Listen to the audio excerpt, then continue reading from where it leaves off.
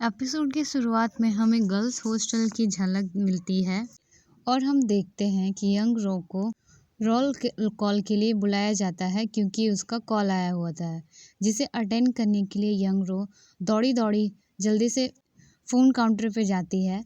लेकिन जो फ़ोन की ऑपरेटर रहती है, जिसका नाम होता है बन ओक, वो बोलती है कि तुम लेट हो और इसीलिए मैंने तुम्हारा फ़ोन काट दिया, जिसे सुनकर यंग रो थोड़ी सी उदास हो जाती है।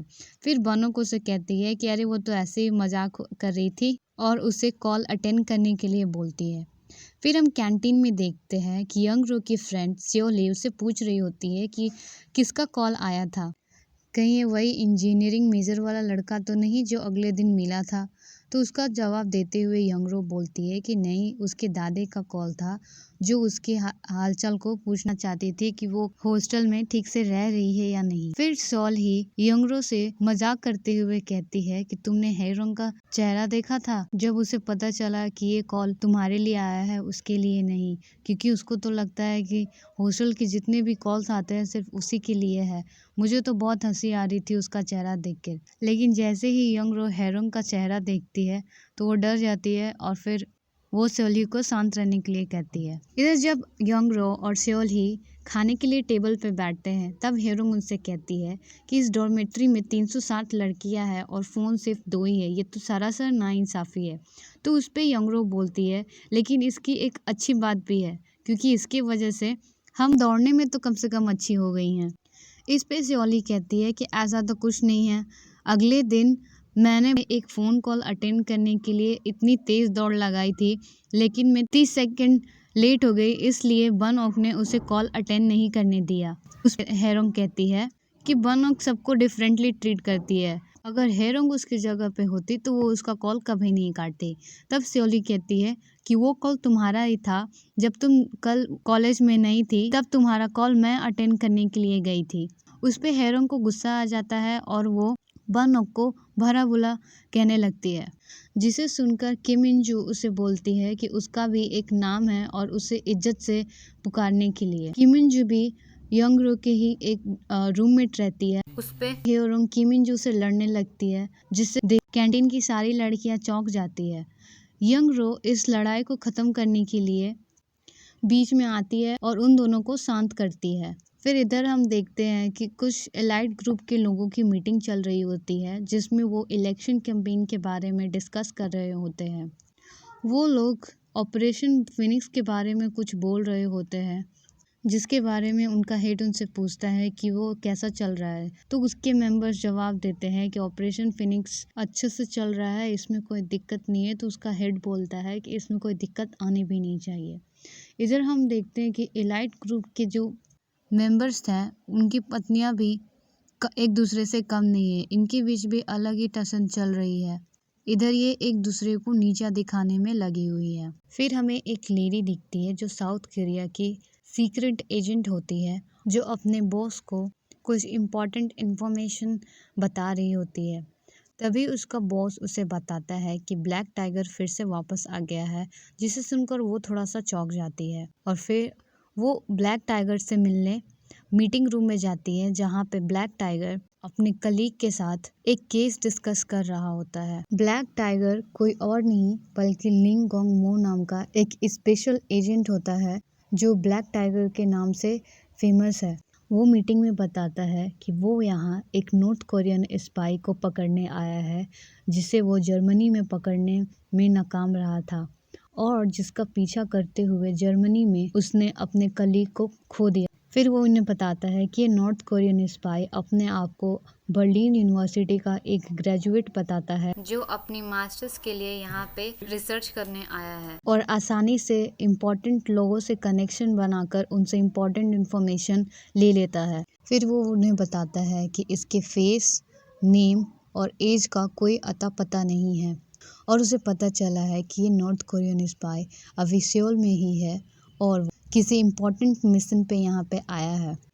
फिर ब्लैक टाइगर कहता है कि जर्मनी में तो वो छुप छुप के काम कर रहा था, लेकिन यहाँ पर वो आसानी से लोगों के बीच घुल मिल सकता है। या किसी भोले इंसान को आसानी से बेवकूफ़ बना सकता है। इसलिए उन्हें उसके मिशन को कंप्लीट करने से पहले ही जल्द से जल्द उसे पकड़ना पड़ेगा। फिर वो अपने कलीग्स को बताता है कि ये नॉर्थ कोरियन स्पाई एक कोड नेम से जाना जाता है और वो कोड नेम तादोंग रिवर 1 है। फिर एंट्री होती है हमारे ड्रामे की मेन लीड सुहो की, जो कि छत पर पोर्क बेली को ग्रिल कर रहा होता है, जिसे देखकर उसका फ्रेंड उसे कहता है कि तुम्हें तो पोर्क बेली ठीक से ग्रिल करनी भी नहीं आती है, वैसे आएगी भी कहाँ, जर्मनी में तुमने सिर्फ सॉसेस के अलावा खाया ही क्या है। तभी उसकी लैंड लेडी वहाँ पे आती है और वो सुहो के फ्रेंड को डांट लगाती है कि कैसे वो सुहो से सारा काम करवा रहा है, जबकि ये सारा काम उसे खुद करना चाहिए था। तब सुहो का फ्रेंड उसे बोलता है कि नेशनल लेवल एग्ज़ाम तो उसने पास किया है, तो इस हिसाब से पार्टी तो उसे करनी चाहिए, काम नहीं। तब उसकी लैंड लेडी बोलती है कि हाँ पार्टी तो ठीक है, लेकिन जो तुमने 3 महीने से रेंट नहीं भरा उसका क्या? तुम्हारा 3 महीने का रेंट तो सुहो ने दिया है। जिसे सुनकर सुहो का फ्रेंड थोड़ा एम्बैरस हो जाता है और फिर कहता है कि अरे वो तो ऐसे ही मजाक कर रहा था। इधर हम देखते हैं कि गर्ल्स डॉर्मेट्री में रोल कॉल से पहले ही सारी लड़कियां भाग रही होती है ताकि वो लेट ना हो जाए। इसी बीच एक सोल्डर हेरोंग को प्रपोज कर रहा होता है। जब यूरोंग इस सिनेरियो को देखती है तो वो हेरोंग को कहती है कि उसके पास सिर्फ 10 मिनट है ये सब निपटाने के लिए, नहीं तो उसके बाद से डॉर्मेट्री का दरवाज़ा बंद हो जाएगा और उसे एंट्री नहीं मिलेगी। ये सुनकर हेरोंग भी यंग रो के साथ भागने लगती है। भागते भागते ह्योरोंग थक जाती है। जब ह्योरोंग देखती है कि ह्योरोंग थक गई है तो वो उसको चेयर करने लगती है। जब वो चेयर करती रहती है तभी उसका टिफ़िन उसके हाथ से नीचे गिरकर नीचे रोल होने लगता है, जो उसके दादी ने उसके लिए दिया था।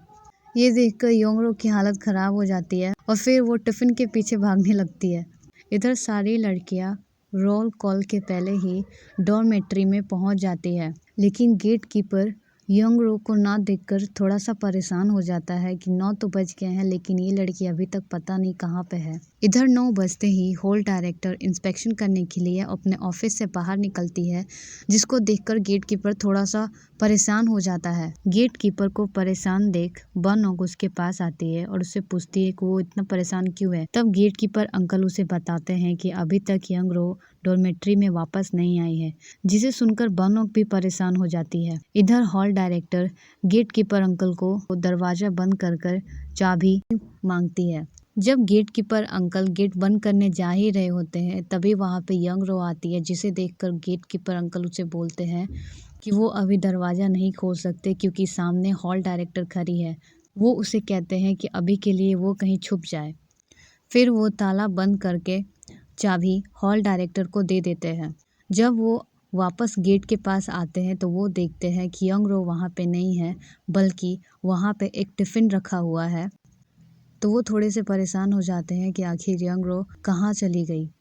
लेकिन इधर हम देखते हैं कि यंगरो डॉर्मेट्री के पीछे पाइप से चढ़कर अपने रूम पे जाने की कोशिश कर रही होती है। इधर हॉल डायरेक्टर इंस्पेक्शन करने के लिए डॉर्मेट्री का चक्कर लगाती है और सारे रूम में जाकर वो रोल कॉलिंग कर रही होती है। फिर नंबर आता है रूम नंबर 207 का, जो कि यंगरो का रूम होता है, लेकिन अभी तक यंगरो वहाँ पे पहुँची नहीं होती है। वो अपने रूम की खिड़की से झांकी रही होती है, जिसे देखकर बनोंग थोड़ी सी चौंक जाती है और उसे समझ नहीं आता है कि वो क्या करे। तो वो झूठ मूठ का बहाना बनाती है कि उसने एक चूहा देखा है जो बहुत ही खतरनाक है। इसे देखकर सारी लड़कियां डर जाती है और इधर उधर भागने लगती है। इसी का फायदा उठाते हुए यंगरो के रूममेट्स यंगरो को रूम में ऊपर खींच लेते हैं और उसके हालत को ठीक करते हैं, क्योंकि यंगरो बुरी तरह से पसीने में लथपथ थी और उसके हाथ पैर भी गंदे हो चुके थे। इधर हॉल डायरेक्टर ये सब देखकर बहुत ही चिढ़ जाती है और चिल्लाती है, जिसे सुनकर सारी लड़कियां रुक जाती है। और फिर वो हॉल डायरेक्टर बोलती है कि ये क्या तुम लोगों ने चिड़िया खाना बना के रखा हुआ है, ये कोई डॉर्मेट्री है, ऐसा कोई तरीका होता है। फिर वो उन्हें डांटती है। ये सुनकर सारी लड़कियां अपने रूम में चली जाती हैं। फिर हॉल डायरेक्टर रूम नंबर 207 में आती है। वो इंस्पेक्शन करके जा ही रही होती है, तभी वो यंगरो से पूछती है कि उसके माथे पे इतना पसीना क्यों है। तब यंगरो उसे बताती है कि गेट बंद होने के डर से वो बहुत तेज़ दौड़ के आई है, इसलिए उसे पसीना आ रहा है। तब हॉल डायरेक्टर रूम नंबर 7 की चारों लड़कियों को देखती है और उन्हें बोलती है कि तुम लोगों को पता है ना कि ये तुम लोगों की लास्ट चांस है, और अगर उन्होंने कोई गलती पकड़ी तो वो रूम नंबर 7 को खाली कर देगी।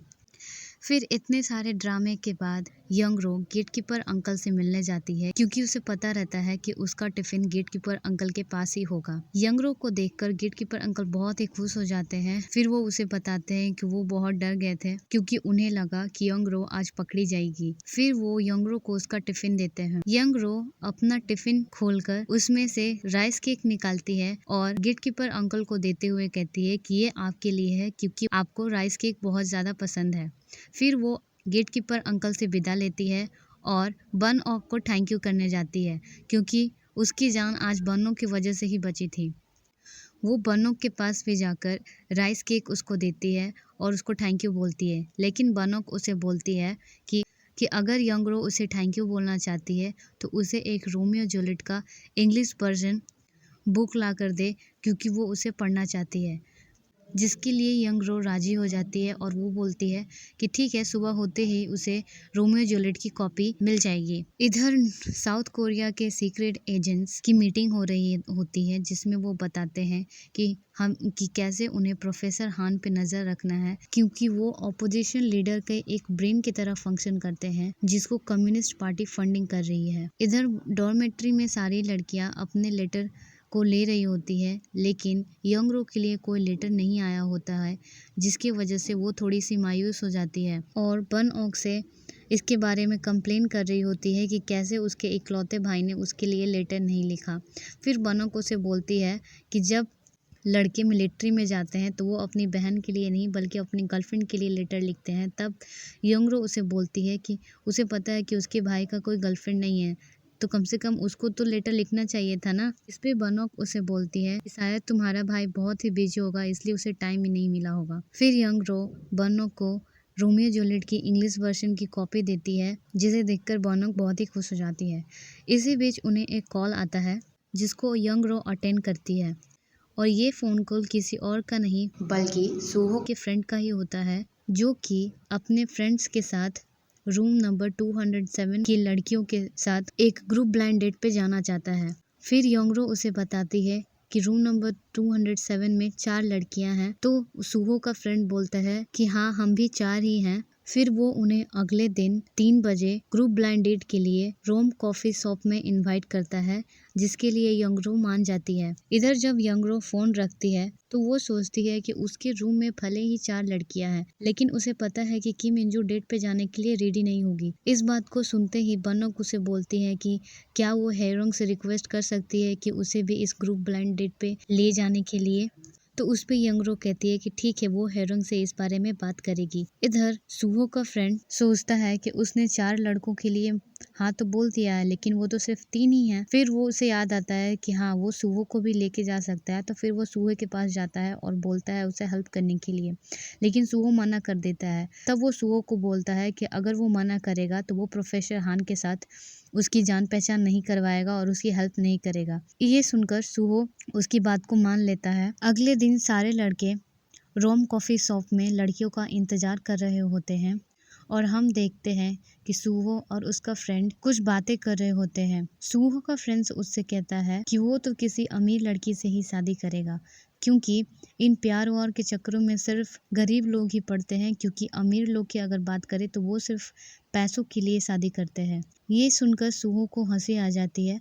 फिर वो सूहो को कहता है कि अगर लड़कियां हम लोगों को अपना आइटम सामने रखने को कहे तो तुम ये पेपर प्लेन ही रखना। और इन दोनों को बातों को बन ऑक चुपके से सुन रही होती है और वो सूहो को देखते ही उस पे लट्टू हो जाती है। इधर रोम कॉफी शॉप में लड़कियां आने में देर करती है, तो सूहो अपनी बोरियत को मिटाने के लिए माचिस की तिल्लियों से एक टावर बना रहा होता है। उसी समय पे वहाँ पे हेरोंग आती है और अपने आप को इंट्रोड्यूस करती है, जिसे देखकर सूहो का फ्रेंड बहुत ही एक्साइटेड होता है और वो जैसे ही हड़बड़ी में उठता है तो सूहो का माचिस की तिल्लियों का टावर गिर जाता है, जिसे देखकर यंगरो थोड़ी सी चौंक जाती है और वो उसे बचाने के लिए अपना हाथ आगे करती है, लेकिन उसका हाथ सूहो के हाथ में टच हो जाता है, जिसे वो थोड़ी सी शर्मा जाती है।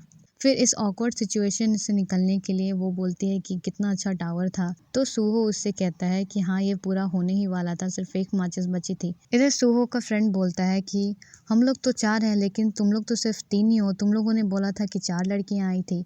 तो इस पे हेरोंग को गुस्सा आ जाता है और वो बोलती है कि अभी तक बनोक वहाँ पे नहीं आई। वो ये सब बातें कर ही रही होते हैं, तभी वहाँ पे बनोक आती है और अपने आप को सबके सामने इंट्रोड्यूस करती है। फिर सब आमने सामने बैठते हैं तो बनोक एक ऑफर रखती है कि क्यों ना हम अपने पार्टनर को पहले ही चुन ले, क्योंकि मैंने 2 मूवी टिकट्स पहले से ही खरीद के रखी हैं, इससे हमारा टाइम भी बचेगा।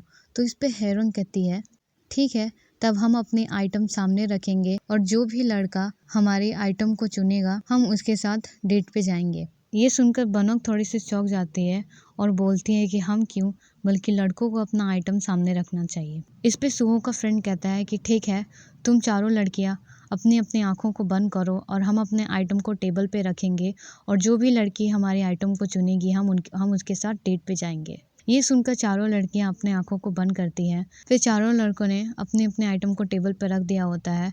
जब वो आंखें खोलते हैं तो सूहो का फ्रेंड हेरोंग को सबसे पहले चूज करने के लिए कहता है। हेरोंग एक नेशनल लेवल एग्जाम के सर्टिफिकेट को चुनती है जो कि सूहो के फ्रेंड का ही होता है, जिसे देखकर सूहो का फ्रेंड बहुत ही खुश हो जाता है। फिर हेरोंग सियोली को बोलती है कि अब तुम चुनो, जिस पे सियोली कहती है कि मैं चाहती हूँ कि मुझसे पहले यंगरो चुने। फिर यंगरो थोड़ी सी कंफ्यूज होती है कि वो किस आइटम को चुने और वो जैसे ही पेपर प्लेन को चुनने वाली रहती है वैसे ही बनोक झट से पेपर प्लेन को ले लेती है, जिसे देखकर सब चौंक जाते हैं। फिर बनोक मजाक करते हुए कहती है कि वो सीनियर है तो इस हिसाब से चूज करने का हक उसे बनता है। फिर वो सब अपने रिस्पेक्टिव पार्टनर्स के साथ डेट पे चले जाते हैं। इधर हम देखते हैं कि रेडियो स्टोर पे यंगरो एक कैसेट के गाने को सुन रही होती है और वो इतनी मगन होती है गाने सुनने में कि उसे लोगों का ख्याल ही नहीं रहता है और वो चिल्ला चिल्ला कर गाने लगती है और नाचने लगती है, जिसे देखकर सोप के सारे लोग हंसने लगते हैं और वहाँ पे सुओ भी होता है, वो भी यंगरो को देखकर हंसने लगता है। तभी अचानक यंगरो को महसूस होता है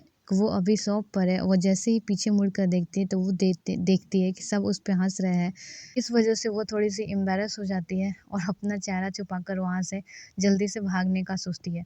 वो वहाँ से भाग ही रही होती है, तभी उसकी टक्कर सुओ से हो जाती है, जिसे देखकर यंगरो उससे पूछती है कि वो यहाँ क्या कर रहा है, क्या वो बनओक के साथ डेट पे नहीं गया। तो उस पे सुओ बोलता है कि वो थोड़ा सा बिजी था, इसलिए उसने डेट पे जाने से मना कर दिया। फिर वो यंगरो से पूछता है कि तुम यहाँ पे क्या कर रही हो, तुम भी तो डेट पे गई थी।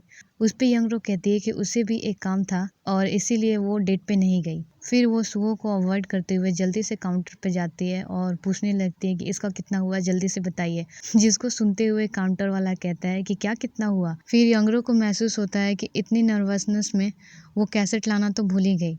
फिर वो जल्दी से कैसेट लाती है और उससे बोलती है जल्दी बताओ इसका कितना हुआ। तो काउंटर वाला उससे कहता है कि ये कैसेट 2500 वॉन का है। ये सुनकर यंगरो उस कैसेट को खरीद नहीं पाती क्योंकि वो कैसेट बहुत ही महंगा होता है। वो वहाँ से जा ही रही होती है, तभी सुहो आकर उसके हाथ में वो कैसेट रख देता है और बोलता है कि ये लो, ये तुम्हारे लिए। ये देखकर यंगरो उससे पूछती है कि ये कैसेट उसने क्यों खरीदा। तो उस पे सुहो बोलता है कि हम कुछ देर पहले मिले थे और मैं तुम्हें जानता हूँ, इसलिए मैं ये तुम्हारे लिए खरीद रहा हूँ। ये कहकर सुहो वहाँ से जाने लगता है, लेकिन यंगरो कैसेट को वापस करने के लिए सुहो का पीछा करने लगती है। वो सुहो का पीछा कर ही रही होती है। वो देखती है कि कुछ पुलिस आगे पूछताछ कर रहे होते हैं, जिसे देखकर सुहो घबराया हुआ है। वो जैसे ही सुहो के पास जाती है वैसे ही सुहो उसे एक गली में लेके जाता है और उसे थोड़ी देर ठहरने के लिए कहता है। यंगरो पुलिस को वहाँ आते हुए देख उन्हें अवॉइड करने के लिए एक एंग्री गर्लफ्रेंड होने का नाटक करती है, जो कि अपने बॉयफ्रेंड से बहुत ही गुस्सा है और वो सुहो से लड़ने लगती है। पहले तो सुहो को कुछ समझ में नहीं आता है, फिर वो समझ जाता है कि यंगरो उसे बचाने के लिए नाटक कर रही है। फिर वो यंगरो को शांत करने के लिए उसे गले लगा लेता है। ये सब देखकर पुलिस हंसने लगती है और वहाँ से चली जाती है। फिर सुहो यंगरो को बोलता है वो भले ही एक सिंगर नहीं लेकिन एक अच्छी एक्ट्रेस जरूर बन सकती है, जिसे सुनकर यंगरो बोलती है कि उसे भी पुलिस से घबराहट होती है क्योंकि उसके बड़े भाई ने जब प्रोटेस्ट में हिस्सा लिया था तब पुलिस ने भी उसको बहुत टॉर्चर किया था। फिर सुहो यंग रो को थैंक यू कहता है और वहाँ से जाने लगता है। लेकिन यंग रो उसका पीछा करती है और वो उससे बोलती है कि वो किसी का एहसान रखना पसंद नहीं करती। फिर वो सूहो को अगले दिन 3 बजे रोम कॉफी शॉप में मिलने के लिए बुलाती है। अगले दिन यंग रो 3 बजे रोम कॉफी शॉप में सूहो का इंतजार कर रही होती है। वो बहुत देर तक इंतजार करती है लेकिन सूहो वहाँ पे नहीं आता है, जिससे यंग रो गुस्सा हो जाती है और वो जो मैजिक स्टिक का टावर बना रही होती है उसे तोड़ देती है। इधर साउथ कोरिया के सीक्रेट एजेंट्स को पता चलता है कि प्रोफेसर हान की एक सूहो नाम की स्टूडेंट से बहुत ज़्यादा नज़दीकियाँ बढ़ रही होती है, जो कि अपने आप को बर्लिन यूनिवर्सिटी का एक ग्रेजुएट बताता है और यहाँ पे वो अपनी थीसिस लिखने आया है। लेकिन जो फीमेल एजेंट रहती है तो वो बोलती है कि सूहो नाम से तो बर्लिन यूनिवर्सिटी में कोई रजिस्ट्रेशन ही नहीं है। उसने पता किया तो उसे पता चला कि इस नाम का वहाँ पे कोई स्टूडेंट ही नहीं है। इससे ब्लैक टाइगर का शक पूरा यकीन में बदल जाता है कि सूहो कोई और नहीं बल्कि एक वही नॉर्थ कोरियन स्पाई ही है जिसका कोड नेम ताडोंग रिवर 1 है। इधर प्रोफेसर हान का टायर पंचर देख सूहो उन्हें लिफ्ट ऑफर करता है। सूहो और प्रोफेसर हान कार में जा ही रहे होते हैं, तभी साउथ कोरिया के सीक्रेट एजेंट्स उनका पीछा करते हैं। उसी समय अचानक एक ट्रक आकर सूहो की कार से टकरा जाता है, जिससे सूहो की कार की एक्सीडेंट हो जाती है। इस एक्सीडेंट में प्रोफेसर हान बेहोश हो जाते हैं और सूहो के 2 कलीग भी बुरी तरह से घायल हो जाते हैं। तभी सूहो की नज़र साउथ कोरियन सीक्रेट एजेंट्स पे पड़ती है, जिसे देखकर वो अपने कलीग को वहाँ से भागने के लिए कहता है और खुद भी वहाँ से एस्केप कर जाता है। लेकिन सूहो जब भाग रहा होता है तभी उसको एक गोली लग जाती है। गोली लगने के बावजूद भी सूहो वहाँ से भाग निकलता है। वो भागते भागते गर्ल्स यूनिवर्सिटी के डॉर्मेट्री में पहुंच जाता है, लेकिन south Korean secret agent black tiger को इस बारे में पता चल जाता है और वो सूहो को खोजने के लिए अपने कलीग के साथ यूनिवर्सिटी में घुस जाता है। उसे देखकर डॉर्मेट्री की सारी लड़कियां डर जाती हैं और इधर उधर भागने लगती है। इसी बीच हॉल डायरेक्टर वहाँ पे आती है और ब्लैक टाइगर से पूछती है कि वो यहाँ पे क्या कर रहा है। तब ब्लैक टाइगर उसे बताता है कि एक नॉर्थ कोरियन स्पाई इस यूनिवर्सिटी में घुसा है और इसीलिए उसे इस यूनिवर्सिटी को सर्च करना पड़ेगा। तब हॉल डायरेक्टर ब्लैक टाइगर को बोलती है कि क्या उसके पास सर्च वारंट है इस यूनिवर्सिटी को सर्च करने के लिए। तो ब्लैक टाइगर हॉल डायरेक्टर को धमकाते हुए कहता है कि उसे नेशनल सिक्योरिटी के मामले में दखल अंदाजा नहीं करना चाहिए, क्योंकि उसके लिए बहुत ही बुरा होगा। ये सुनकर हॉल डायरेक्टर भड़क जाती है और उसे यूनिवर्सिटी को सर्च करने से मना करती है, लेकिन ब्लैक टाइगर नहीं मानता और अपनी सर्च को जारी रखता है। इधर यंग रो जब अपने रूम में आती है तो वो सूहो को खून में लथपथ देख बहुत ही डर जाती है और वो समझ नहीं पाती कि सूहो यहाँ पे इतनी घायल हालत में क्या कर रहा है। यहाँ पे ख़त्म होती है हमारी फर्स्ट एपिसोड।